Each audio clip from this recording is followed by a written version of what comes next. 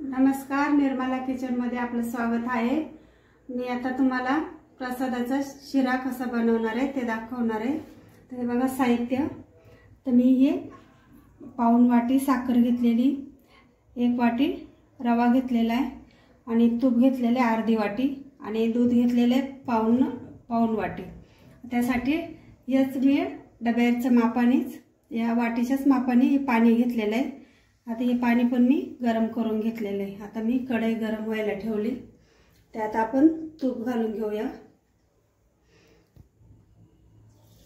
तर आपण अगोदर थोडंसं तूप घालणार आहे।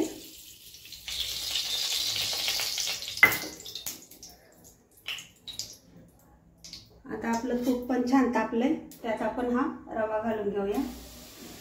आणि रवा एकदम असा बारीक गॅसवरच आपण छान असा भाजून घेणार आहे। आपण आधी अर्धच तूप घातलेलं आहे त्यातलं। हे बघा आता बारीक गॅसवर छान असा सुगंध येईपर्यंत भाजून घेऊया।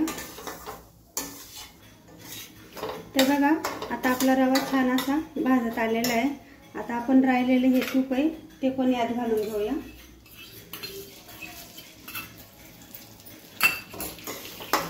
आता परत 1 मिनिटभर आपण छान असं रवा परतून घेऊया। तर बघा आता आपला रवा पण परतून झालेला आहे। आता त्यात मी 1 वाटी दूध घेतलेले आहे, ते पण दूध घालून घेणार आहे।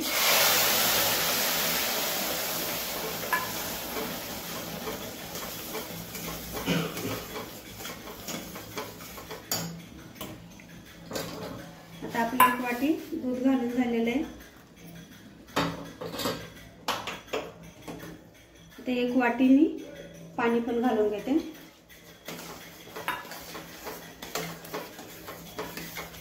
आता छान आपण असं मिक्स करूया।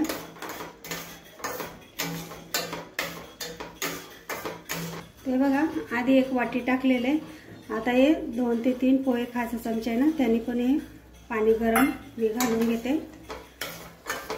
आता आपलं पाणी पण घालून झालेलं आहे, त्यात आता मी साखर घालून घेते।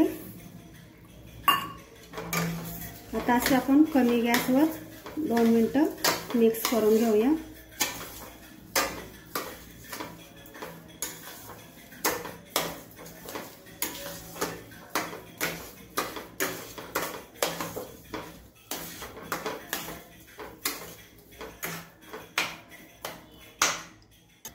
ते बघा आता 2 मिनिटं मिक्स करून झालेले आहे। त्यावर आपण 1 मिनिटभर कमी गॅसवरच झाकण ठेवणार आहे, हवा दाबून ठेवणार आहे।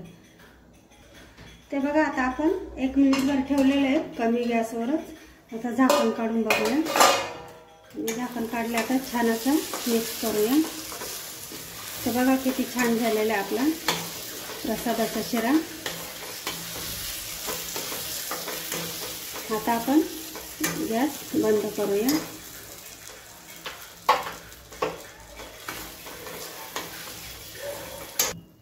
ते बघा आता मी या बाउलमध्ये काढून घेते।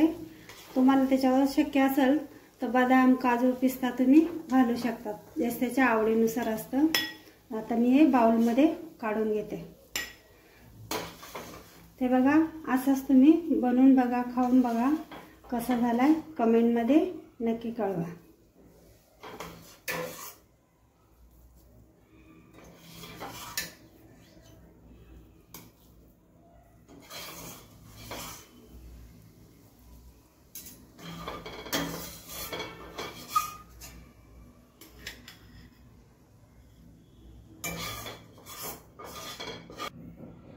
ते बघा आपला बाउलमध्ये काढून झालेला आहे।